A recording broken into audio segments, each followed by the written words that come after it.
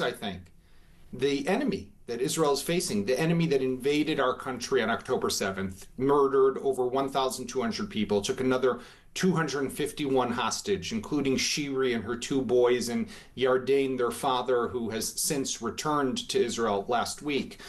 But this is something that just shows once again who we are up against and how this need to eliminate Hamas, to prevent it from being the ruler of Gaza, is just so existential.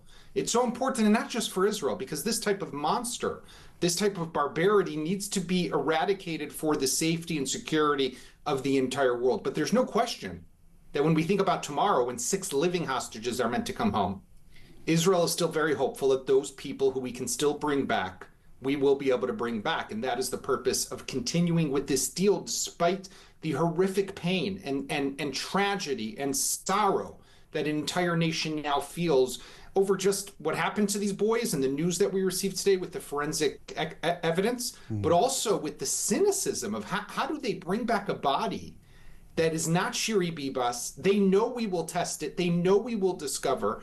If they don't have the body, why don't they just say they don't have the body? They do this because they want to continuously pierce the hearts of the Israeli people. It is psychological torture of a people.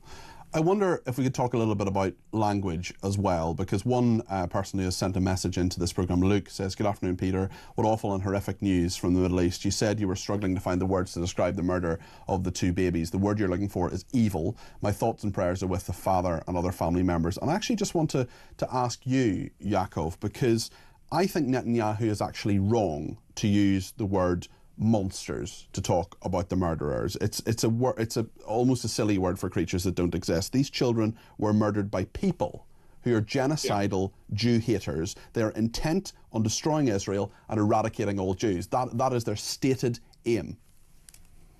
No, I totally agree. I mean, if anything, to call them human monsters, but the moment we say monsters or animals, we're writing them off as if they're something. They're not like you or I, Peter. They are, unfortunately. They are like us. They're people with heads and noses and 2 arms and 2 legs.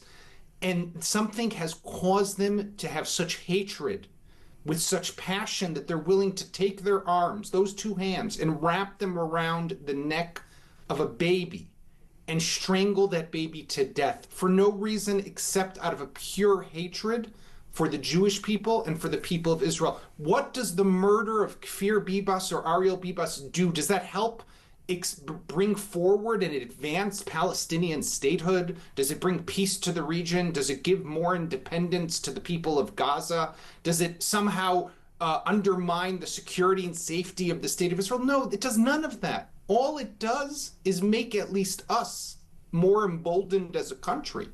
And I think people who are like our allies, Peter, like yourself, who said it so perfectly, it makes all of us more emboldened that we have to defeat Hamas. Hamas has to be taken down. Yeah, it's fascinating as well in regard to the deafening silence of many organisations right around the world who have so much to say about so many different conflicts, so many different things, and particularly Gazan children. And that's okay. That's fine to make your views heard about that. But we're going to have a little look, actually. I'm going to talk to the people behind the scenes here who are very busy people, but it's worth checking